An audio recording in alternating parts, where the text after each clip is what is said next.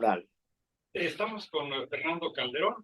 Fernando Calderón es sociólogo que ha tenido una trayectoria tremenda en sus largos años de investigación en distintos momentos, y al cual tengo el privilegio de contar sobre todo como amigo y además como colega. He tenido ahí el gran privilegio de poder trabajar con él durante mucho tiempo. Y es muy especial que para esta ocasión podamos juntarnos con Fernando para hablar precisamente de Alain Touraine, sociólogo que recientemente falleció, porque es, por supuesto, un sociólogo de esa magnitud que ha sido importantísimo para la ciencia social. Lo vamos a trabajar ahora y discutir con Fernando. Pero a la vez que, por supuesto, ha estado, y vamos a empezar por ahí, con el centro de la propia trayectoria de Fernando. Y debo decir en términos más personales que fue el sociólogo que, bueno, lo había conocido por textos, por supuesto, de este joven estudiante, pero que gracias a Fernando, en varios momentos de nuestros intercambios de trabajo, pude conocer personalmente a Alain Touraine y, bueno, descubrir a la persona que estaba detrás de esos textos, que era una persona encantadora. Entonces, Fernando, quiero que empecemos un poco esta conversación sociológico-activa, pensando un poquito en quién fue Alain Touraine en tu vida, en la vida de Fernando. Bueno, Touraine fue primero un maestro amigo, la primera parte de mi vida. Y la segunda parte de mi vida, para dividir mi vida en dos partes, fue un amigo maestro. Siempre fue un personaje muy solidario con los latinoamericanos. Y él conjugó el iluminismo francés del siglo XIX, la experiencia de su maestro de vida, que era Brodel, con la sociología industrial, una visión latinoamericanista y otra visión global.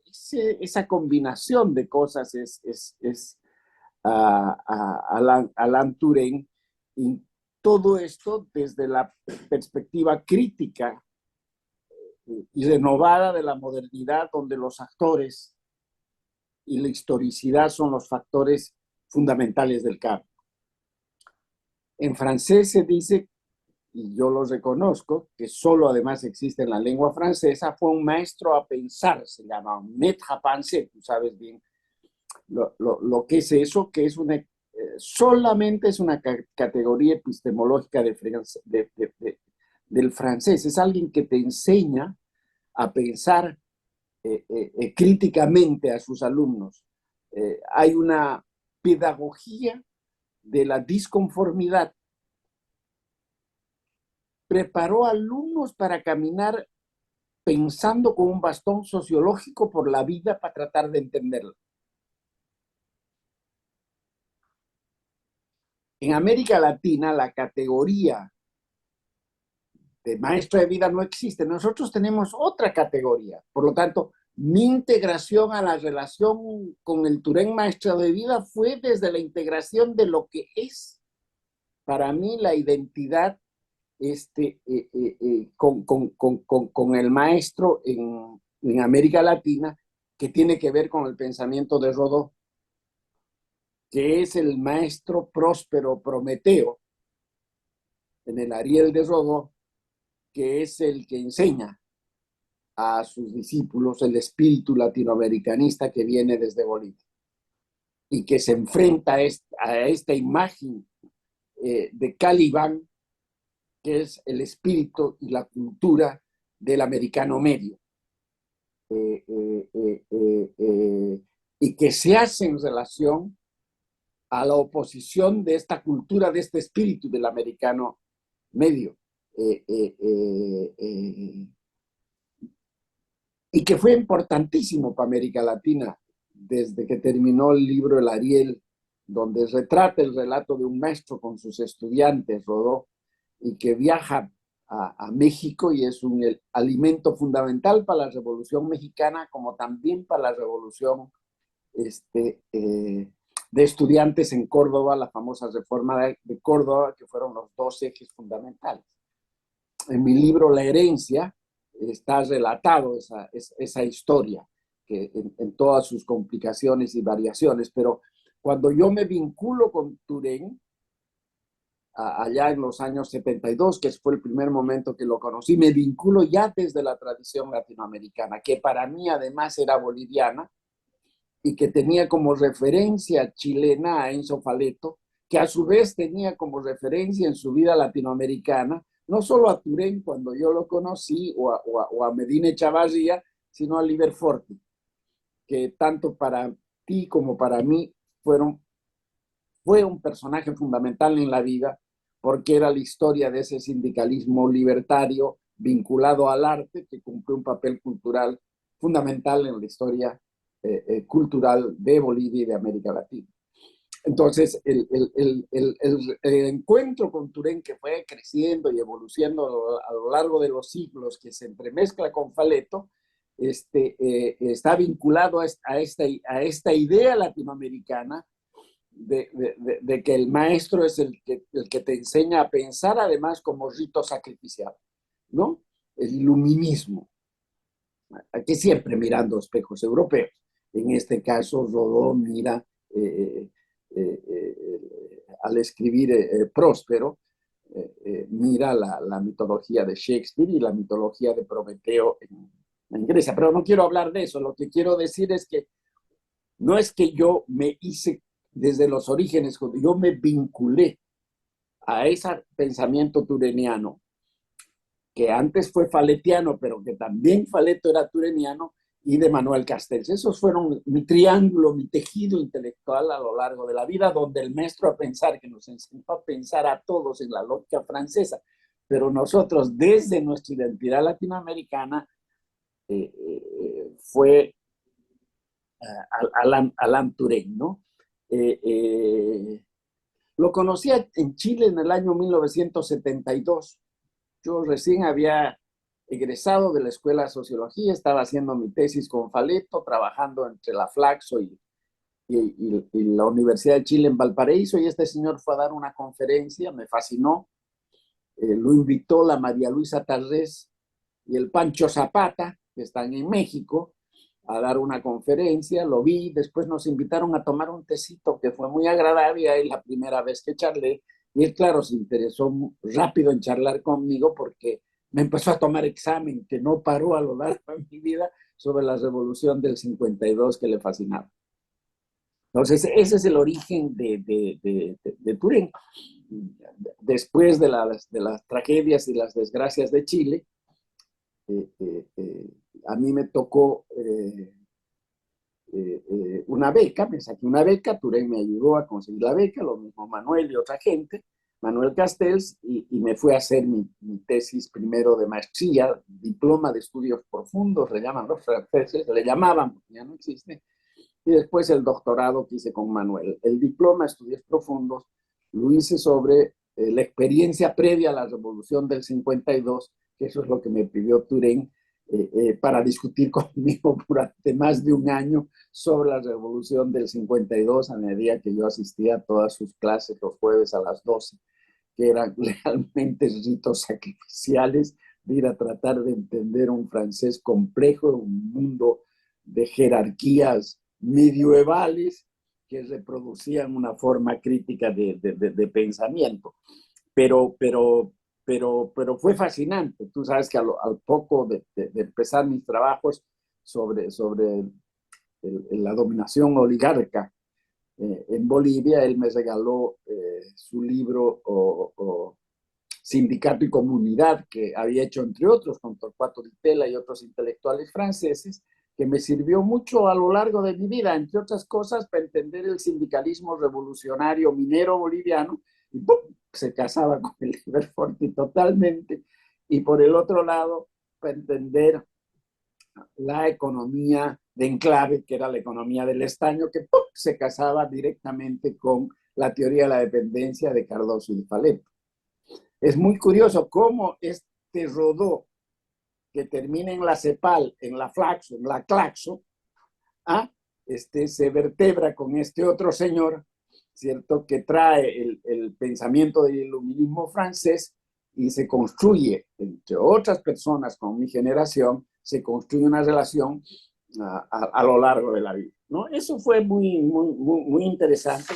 Y Sindicato Comunidad, después ahora último, incluso que he hecho una investigación con unos colegas de LONSAM, me ha servido para estudiar lo que hemos denominado el extractivismo informacional, en la metodología de cómo hacer un trabajo de campo en empresas extractivas. En nuestro caso estudiamos el litio, la soya y el gas en la Argentina. En Francia, lo primero que quiero destacar fue la solidaridad con todos los exilados latinoamericanos que habían, entre otros los bolivianos. Fue un apoyo de Turén total.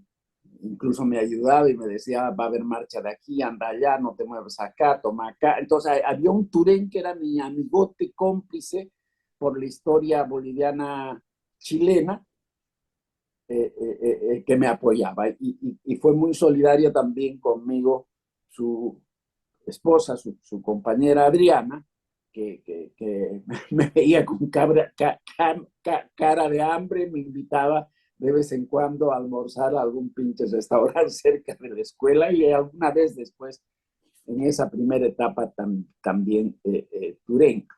Ahora, entrar a las clases de Turén, en ese entonces, y en ese momento que vivía Francia, que era el momento de mayor disputa intelectual en los 70, fue fascinante, ¿no? Yo tenía que hacer 3 seminarios, hice 9.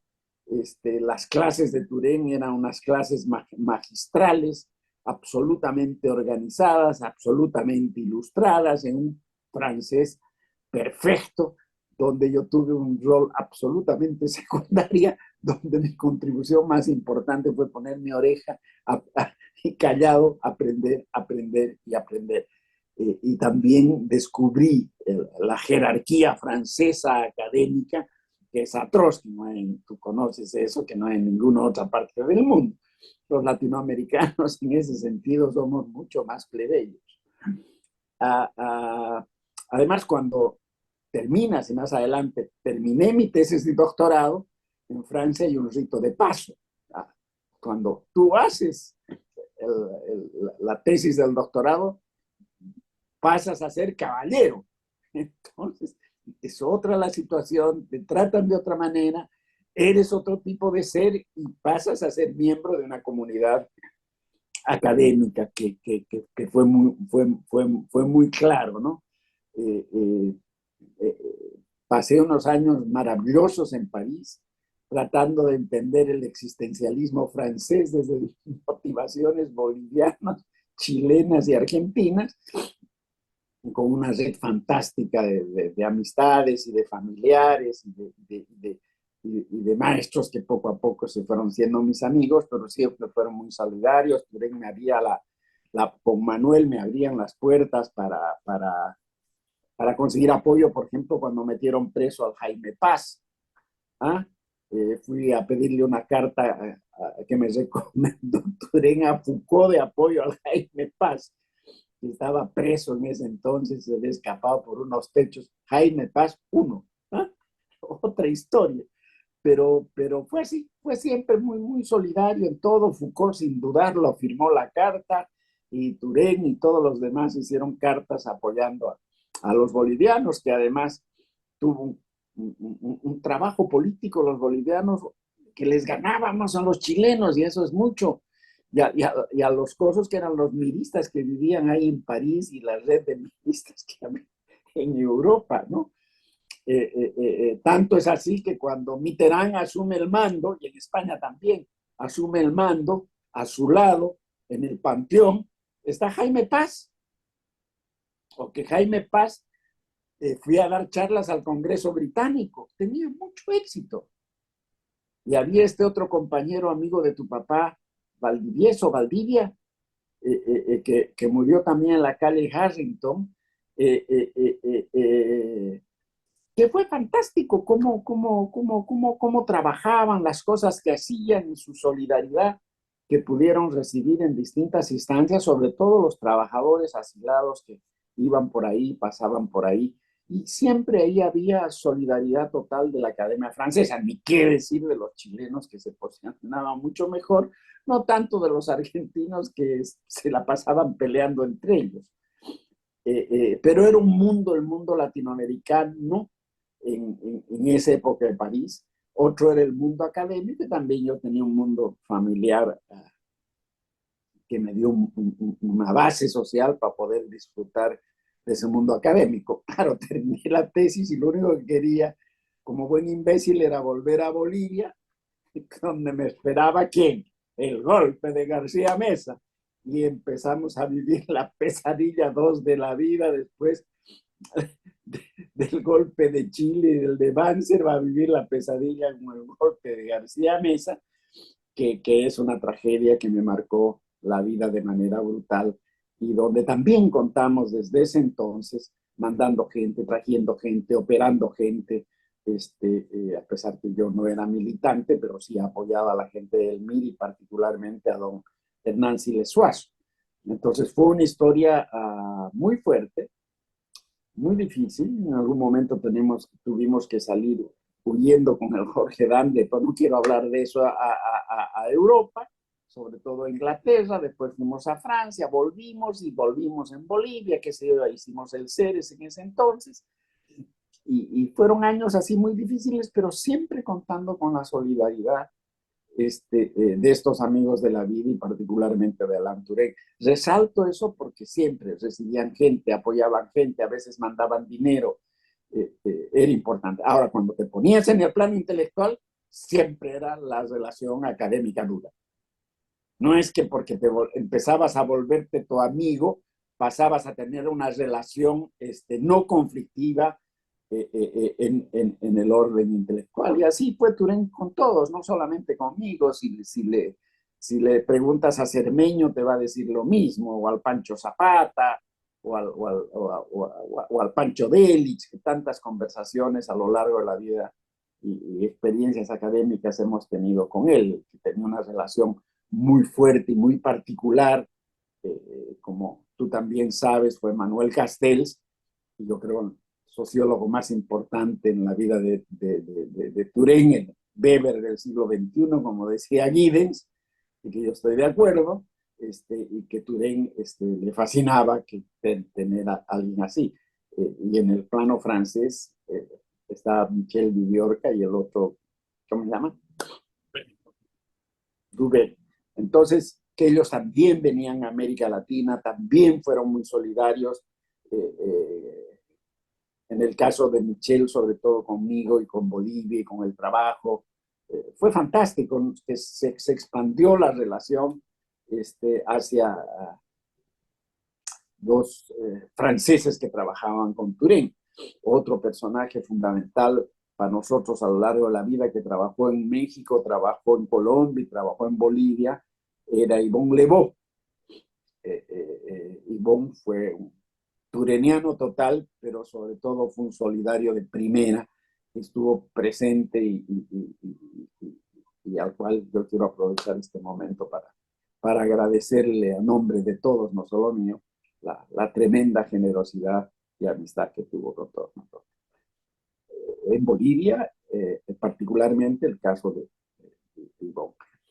Ese fue una historia que empezó a cambiar cuando empieza la transición a la democracia y empiezan los años 80, ¿no? En los años 80 se redefine mi relación porque yo empecé a jugar un rol importante, relativamente importante, con mi nueva generación en ciencias sociales en América Latina, que fue colocar en el centro del debate la cuestión de la democracia. En el debate intelectual, y Claxo fue probablemente el promotor más importante de esta discusión, y la discusión que llevó adelante Claxo sobre la democracia, o Claxon sobre la democracia, fue tanto al interior de América Latina, en todos los países, en todos los casos, muchas investigaciones, también llevó esta discusión a la democracia a otras partes del mundo, entre otras a Francia, y también al África, al Asia, qué sé yo. Tuvimos la suerte de llevar esta discusión de qué entendíamos los latinoamericanos en democracia. Y ahí, en esa discusión, fue clave la discusión con los franceses. Hicimos varios seminarios, varios libros, no solamente con Touraine, sino con François Furet. Editamos libros y discutimos a lo largo de los 8 años que estuve ahí sobre la democracia. Un eje que me alimentó la discusión latinoamericana era la discusión con los franceses, y particularmente la discusión con Alain Touraine. Puedo recordar, sé yo, además tengo entrevistas con él sobre esa experiencia latinoamericana y mundial. Hay una entrevista que se llama Ni transformar la razón en armas, ni la identidad en intolerancia. Fue un texto importante que lo han publicado varias veces. Después tuvo un comentario y participó en las 20 tesis sobre América Latina y en la investigación ese que tuvimos en 8 tomos junto con Manuel y Adam Cheborski. Estuvimos encerrados discutiendo durante una semana en París esa experiencia, siempre promocionada con Touraine, de donde salieron las 20 tesis y los comentarios y la discusión brutal que tuvimos ahí. El otro hito de discusión importante con Touraine, no absoluto solo para mí, sino con el resto de los colegas de mi generación, fue sobre movimientos sociales, en las cuales, te voy a decir, solo me reconocía los movimientos de derechos humanos y los movimientos indígenas y campesinos de Bolivia. El resto decía que no eran movimientos sociales para él. En su libro La Parada y la Sangre, que es el libro más importante que escribió sobre América Latina, me hace una crítica en ese sentido. Entonces, no es que uno era un soldado de un capitán. Había una relación contradictoria, conflictiva, creativa, pero siempre cercana, honesta, donde uno estaba dispuesto a aprender. Y creo que él también. Fue muy linda esa historia durante Claxo, y el momento de discusión más interesante que tuvimos fue en el 20 aniversario de Claxo. Hicimos un libro maravilloso que se llama La modernidad en la encrucijada posmoderna, donde invitamos a un montón de intelectuales de Latinoamérica y de varias partes del mundo, entre otros a Touraine.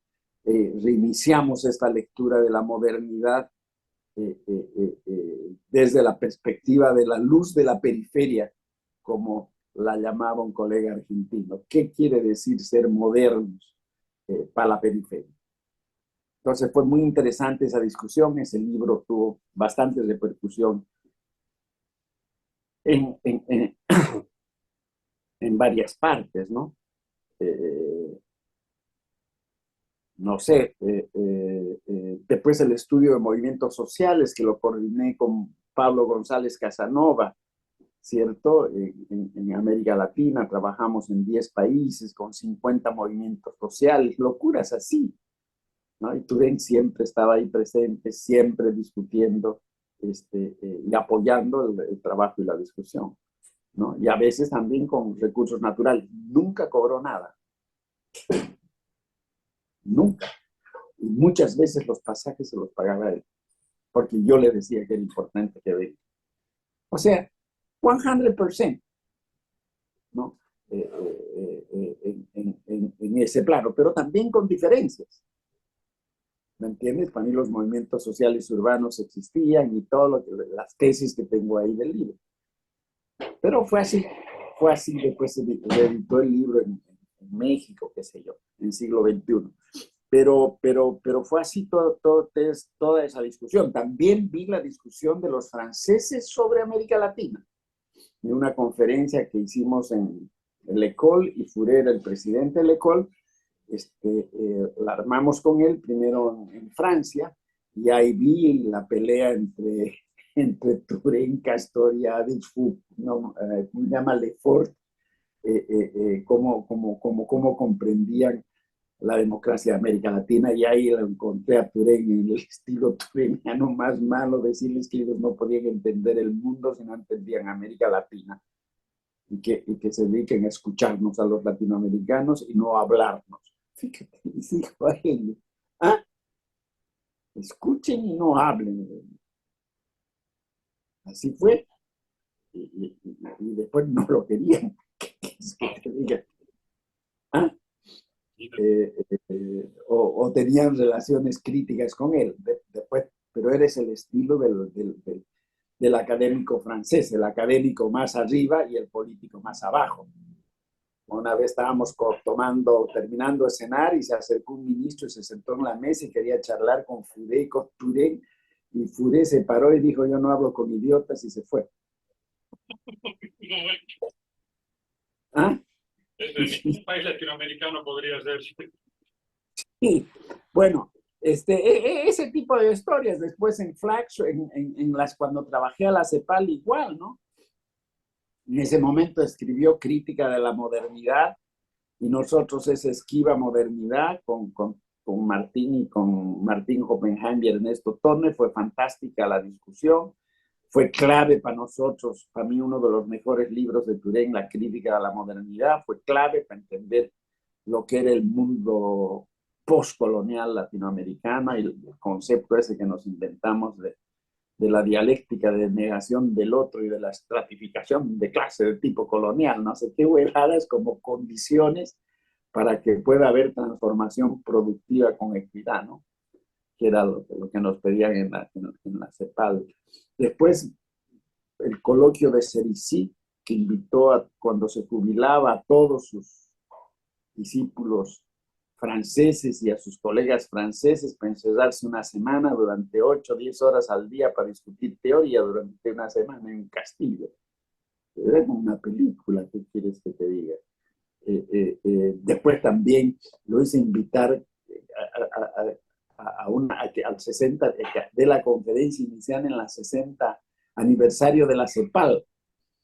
Y nunca escuché en mi vida un mejor piropo a un intelectual que el que le hizo Cardoso, porque terminó de dar la charla y tenía 2 comentaristas, Cardoso y Lagos, y primero andaba Cardoso, y Cardoso terminó de hablar Turén y dijo: mi comentario es el siguiente: propongo que nos vayamos todos a caminar a los patios y jardines de la CEPAL a pensar lo que nos dijo hoy día el maestro Turén.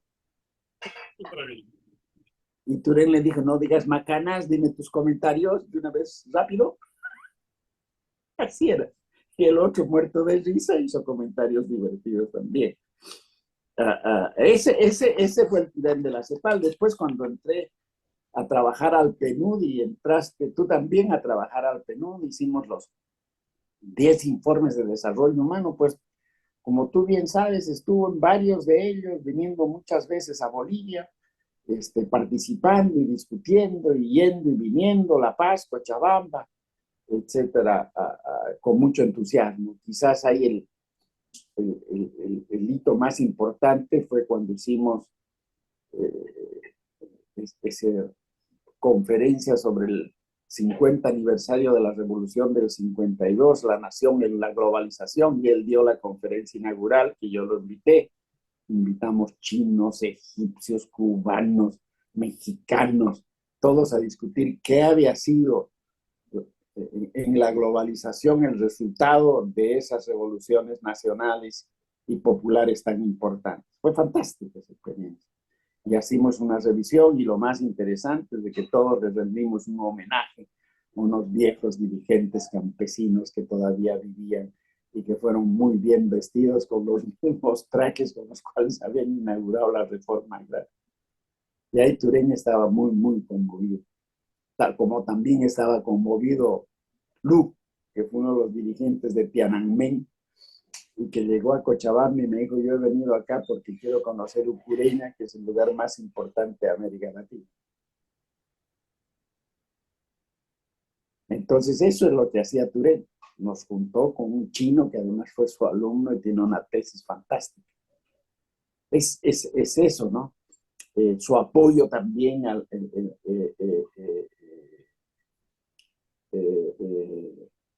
PAPEP, ¿no?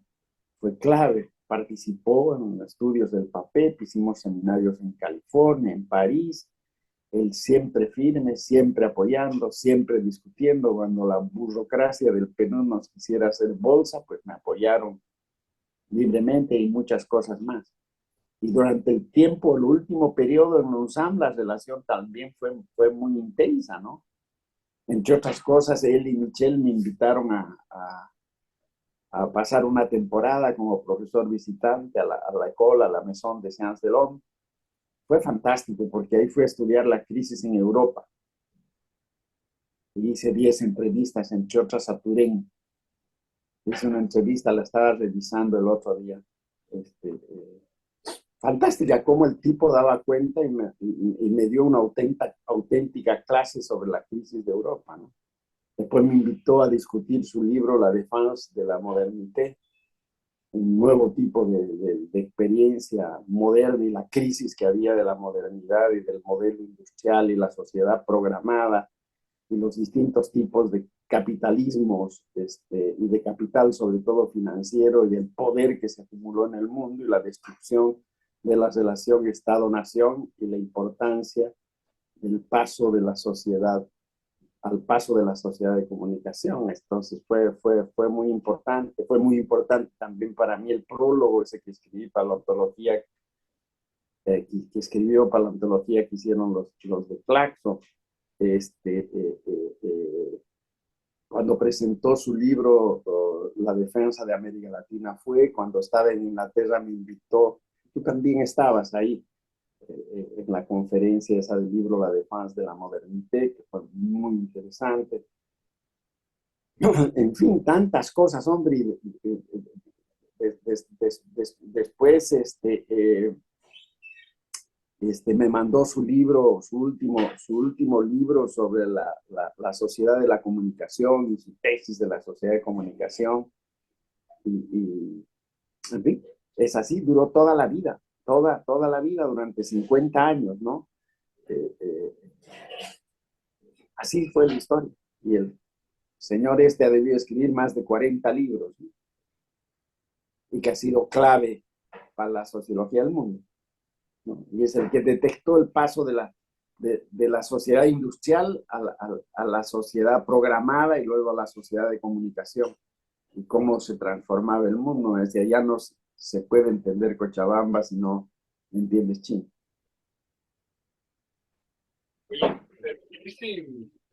en esto último que decías, lo de Cochabamba y la China y el mundo, hay, tú eres en el prólogo que te hace a las obras que publicaron tuyas en la Claxon, precisamente tiene uno de las improntas, digamos, hablando de ti, te dice Fernando Calderón con los estudios que combinan una fuerte conciencia de la necesidad de una sociología global y un conocimiento profundo de varios países y varias culturas. Un poco esto, ¿cómo ves tú esta idea de Touré que digamos, está muy presente? Alguna vez te he escuchado decir para poder hablar del mundo, tienes que poder hablar de tu aldea. Esta idea de que parece que Touré hubiera sido, digamos, muy pronta de su obra, precisamente, de poder moverse. Para poder moverse en entender una experiencia local, hay que poder moverse también en entender la experiencia global. Y que la sociología estaría en el corazón de ese vaivén de los dos, con una tensión nunca resuelta, pero con una tensión siempre estimulante. ¿Cómo ves tú eso? Que ya lo has escuchado ahorita, precisamente. Dame un segundo, por favor, tengo que ver una cosita acá. Dame un segundo. Un segundito, ya voy. Alex, ya voy. Abro la puerta.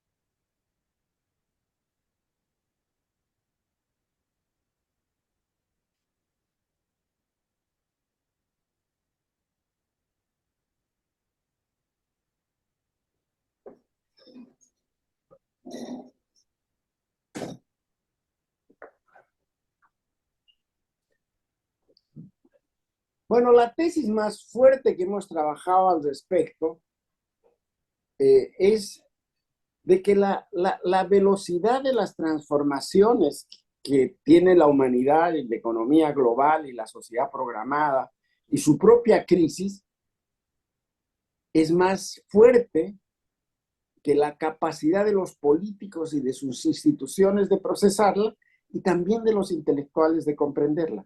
Porque el cambio tiene una velocidad geométrica y la capacidad de entenderla tiene una velocidad aritmética. Como que Luhmann se impone. Entonces, lo que queda claro es que la geopolítica mundial ha cambiado cuando cambia el patrón de desarrollo del modo de producción capitalista, del industrial al informacional.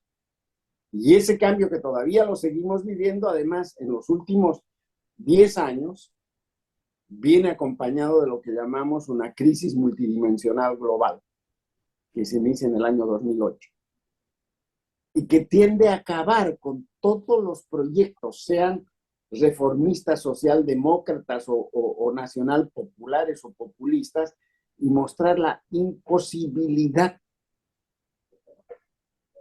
de una comprensión de la relación, de lo que pasa en una sociedad, solo en la relación entre Estado y sociedad. La nación está como en crisis.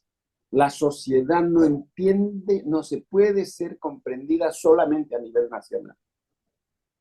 Entonces el cambio geopolítico es tan brutal que hace que la velocidad de ese cambio, que tiene como eje el fetichismo de las mercancías, ahí ganó Marx, ¿cierto?, sea un cambio cultural brutal y emotivo, y de transformación tecnológica productiva cuya dimensión nos afecta. Y esta crisis, que es a la vez económica, financiera, política, cultural, ecológica, relaciones de género, religiosa, es muy difícil de ser procesada. Y eso es lo que discutíamos con Turén. Y eso es el centro de la discusión que hay hoy día, ¿no? Nosotros le llamamos Camanchaca global. Pero hoy día, como le decía el otro día a Garretón, en Chile es más importante el comercio, el 70% del comercio es con China. Los latinoamericanos nos hemos vuelto chinos y no nos hemos dado cuenta. Y buena parte del mundo consume productos chinos, menos México por su relación con Estados Unidos y Centroamérica, pero igual. Aquí en el sur de Sudamérica, Brasil, Argentina, Chile. Yo no entiendo la caída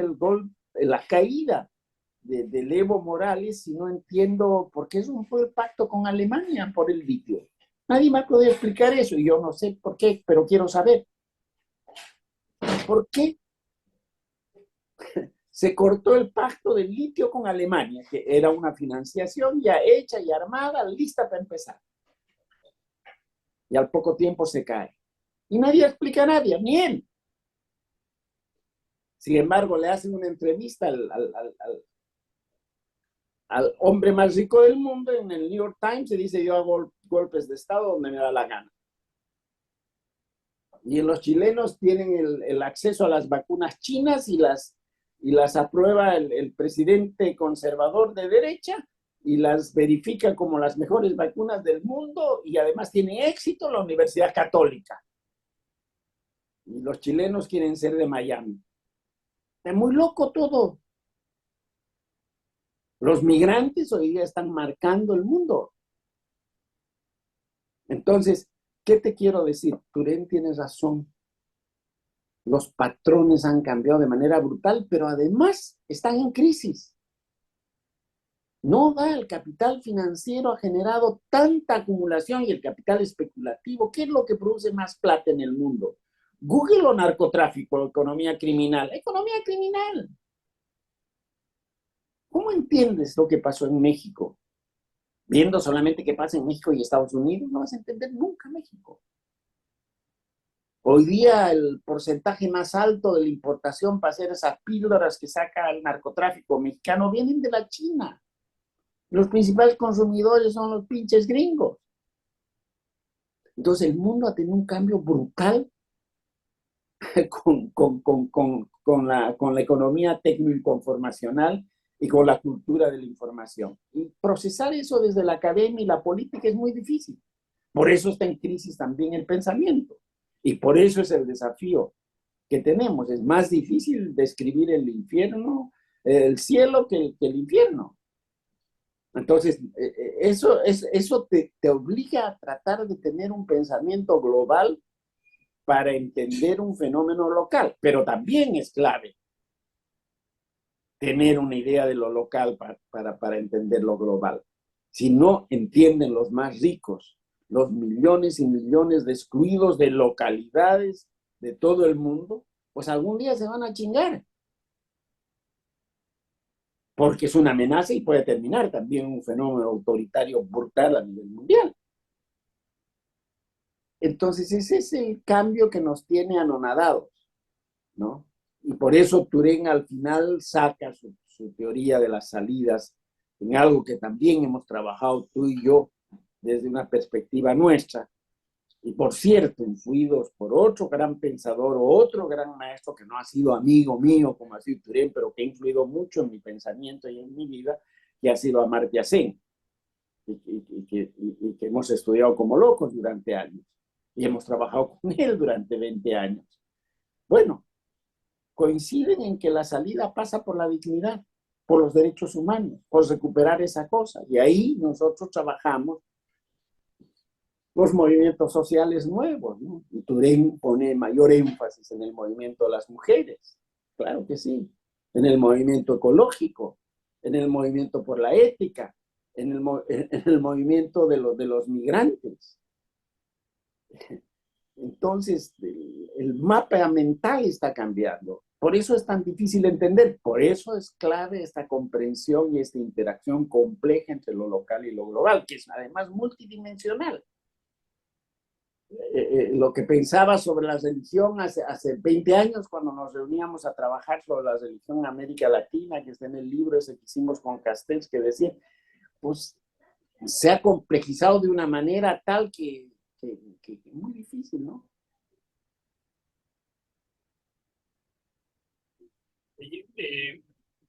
A ver, a mí me ha impresionado una de las cuando conocí a Fred, que fue exactamente por esto de la lectura, era este tema de la importancia capa y espada de ponerle siempre el sentido de la acción y el movimiento como el que el responsable de la actividad a la cual se está gestando la guía.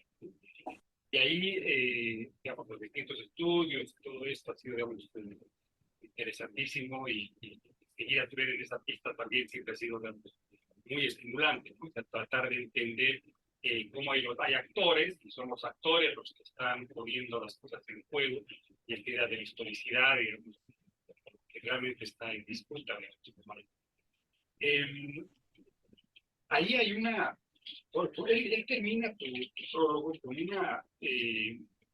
una frase que me ha movido mucho. Dice Turén al final del prólogo que hace a tu libro, dice: la renovación de las ciencias sociales es una protección necesaria para las democracias siempre en peligro. Y tiene otro lugar donde dice toda relación social es una relación de poder. O sea, es como que mezclara el tema de el poder, de la política y de la sociología y de la necesidad de la intervención en una sociedad gestada por actores que hay que saberlos comprender. Esta idea de la intervención no es poca cosa que su método se llama la intervención sociológica, digamos, que sea un sello propio. Esta idea de la intervención y de la sociología en la intervención, digamos, de la sociedad, ¿cómo lo ves tú? O sea, ¿cómo haces tu relectura, digamos, de Turén en esta necesidad de una sociología de la intervención que tiene un impacto, digamos, dentro de la sociedad, que entre otras cosas es parte del propio Turén, digamos, y por supuesto de tu propia obra también? Bueno, ahí te puedo contar una anécdota empírica, ¿no? Cuando yo estaba estudiando en Francia, Turén terminaba de hacer o había hecho recién su estudio junto con Michel Viviorca y otros sobre la rebelión en Polonia. Y trabajamos y discutimos la rebelión en Polonia y utilizó para hacer esto la intervención sociológica, que es una reunión colectiva con los actores sociales para ir determinando los 4 o 5 momentos que son claves: la identidad, la oposición, la totalidad y la capacidad de cambiar la sociedad que se reproduce. Estudiando el fenómeno polaco, al final de la investigación, leyendo las tendencias principales que habían encontrado, pregunta a los propios actores polacos que den su propia interpretación. Los obreros estos polacos. ¿Ah? Y los obreros polacos dicen que ellos son un movimiento cultural, cívico, humanitario. Y luego le toca hacer la intervención a Michel y a Turén. Y la conclusión de ellos es que no. Nuestra conclusión es de que ustedes no son un movimiento humanitario, sino son un movimiento político que está cuestionando un modelo totalitario del estalinismo que se ha agotado. Y ustedes son el comienzo de una nueva etapa histórica. Entonces, no quiere decir que el actor tenga la verdad, ¿no? Lo que es importante es entender el sentido de esa acción. Él también era muy cínico. Una vez estudiando en el Perú, e incluso lo acompañé en una entrevista al presidente del Perú, y fuimos a ver a unos dirigentes ultra radicales. Yo estaba emocionado con los ultras radicales y me dijo: Fernando, detrás de todo radicalismo político extremo en la clase obrera siempre hay un deseo de movilidad social, ¿no? Entonces, el sentido de la acción es la interpretación de la relación entre identidades, oposiciones y búsqueda de reconstrucción de la sociedad en cambio. Pero no es lo que aparece, sino es lo que no aparece. Por eso la discusión sobre qué fue la revolución del 52 es tan fantástica, o la revolución mexicana, o la revolución, etcétera, ¿no? ¿Cómo entender ese sentido del cambio? Y ese es clave, ¿no? El sentido del cambio, ¿no? No es lo mismo, me decía Murra a mí, el sabor de la papa que se hace en Europa, el sabor de la papa que tienen en el altiplano boliviano. El sentido es distinto. Entonces, eso es, ¿no? Y a veces uno se equivoca, y desde luego Turén también.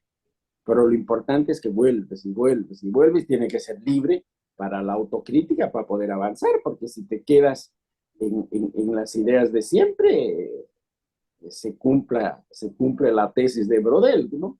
Que las ideas son cárceles de larga duración.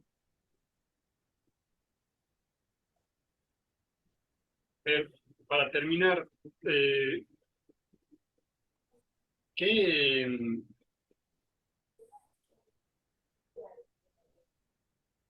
qué nos quedamos con ese Turén tan o sea, es complejo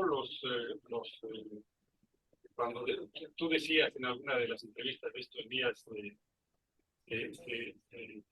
se apaga una luz, pero nos deja de muchísimo también, porque en el fondo este es de los pensadores que en el fondo vienen acá para dejar una obra que tiene décadas, que va a seguir siendo utilizada, volver a ella, releída, siempre reinterpretada, siempre discutida, siempre cuestionada, siempre, nunca como dogma, siempre como posibilidad de seguir pensando. ¿Con qué nos quedamos con Turén? Bueno, déjame que te cuente una anécdota y una idea. Hace, no sé, no me acuerdo cuándo, pero debe ser en los años 2000 y tantos, que cuando teóricamente iba a ganar las elecciones López Obrador en México, el rector nos olvidó una conferencia y después López Obrador nos invitó a cenar. Y algunos intelectuales mexicanos, estaba Turén, Delich y yo. Yo no hablé nada, me puse a escuchar, estaba Cardoso. Y estamos en la discusión, fue muy dura, fue muy interesante, pero después nos fuimos a charlar sobre la discusión con Turén, ¿no? Y salió la idea de la charla en la sobremesa sobre la muerte. Y estábamos con Francisco Delich, y creo que también estaba Cardoso, en un cuartito. Y Turén nos escuchó las especulaciones de que no sé cuánta, de cómo se mueren no solamente las personas, sino también las ideas, las reformas, los procesos, cómo se agotan. Y él hizo una cosa muy especial, ¿no? Nos escuchó. Él y dijo, miren, para mí es muy simple. No te olvides que él tenía una fuerte influencia de San Agustín. Él era un lector de San Agustín. Y nos dijo, es una condición existencial. Pero además es muy simple, es como cuando se corta la luz, se acaba todo. Y se paró y apagó la luz y se fue.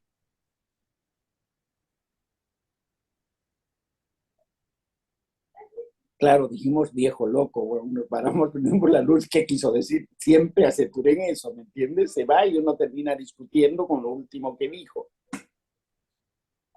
Y es lo mismo. Ahora Turén se va, acaba de terminar un libro que todavía no lo han publicado, que nos vamos a pasar años discutiendo. El texto de Poder de la Comunicación es un texto que todavía no se discute, creo que no está ni en español. Pero le deja una linterna enorme a Manuel Castells, ¿no? Le deja una linterna enorme que muchas veces Manuel ha avanzado más que Turén en su producción intelectual, gracias a Turén y criticando a Turén. Y eso ha hecho en menor medida en el resto de los académicos que hemos seguido, ¿no? O igual, el Viviorca a veces se enojaba con Turén, pero es el más tureniano que hay, ¿no? Entonces, te deja algo, te enseñó a caminar, hermano. Y te vas a quedar caminando hasta que te mueras. Y eso es lo que te enseñó él. Y es una gran cosa, te enseñó a caminar con un pensamiento que además tiene que renovarse si no quiere morirse. Y eso era válido para él también. ¿Qué te puedo responder? Muy existencial y muy afranchute. ¿Ah? Bueno, pues muchísimas gracias, Fernando. Es un privilegio contar con tu lectura y tu trayectoria, siempre en discusión y en esta lógica precisamente de cómo se conforman las ideas. Es una, digamos, es lindísima tu análisis ahora porque nos muestra cómo se van conformando las ideas en un diálogo atravesado por la emoción, pero a la vez por la crítica y a la vez por este encuentro intelectual que te permite avanzar, que te permite ir para adelante, entre un cochabambino boliviano, chileno, que ahora vive en Argentina, que tiene una visión así absolutamente larga, grande y a la vez muy profunda, y un francés que era lo más parisino que el intelectual francés debe ser Turén, un parisino francés intelectual hecho y derecho, digamos, propio de una academia típicamente francesa. Y en ese diálogo, en ese encuentro, en esos caminos, esos vaivenes, que en el fondo es como se va construyendo un pensamiento, ¿verdad? El pensamiento que va avanzando. Y que en tu experiencia y que en todo lo que nos has platicado se muestra con muchísima claridad. Muchas gracias. Creo que es un bello homenaje a alguien, como dices, que te hace pensar. Y es un poco como la bicicleta, hay cosas que te enseñan cuando tienes 6 años y no te olvidas nada. Y puedes viejito y seguir con la bicicleta. Entonces, está convencido y se va moviendo, digamos, en varios planes. Es así, me parece, el pensamiento, y eso creo que fue Turén, para ti, pero a la vez para muchos, para quien no tengo la cercanía y el privilegio de estar tanto en discusión con él, pero con todos los libros y con todos los que no puede acceder, digamos, a su pensamiento. Es sin duda un legado, pues, lindísimo que atraviesa tanto por lo intelectual cuanto por lo pedagógico y por lo humano. Muchísimas gracias, Fernando. Van a haber otras más de estas entrevistas para la revista.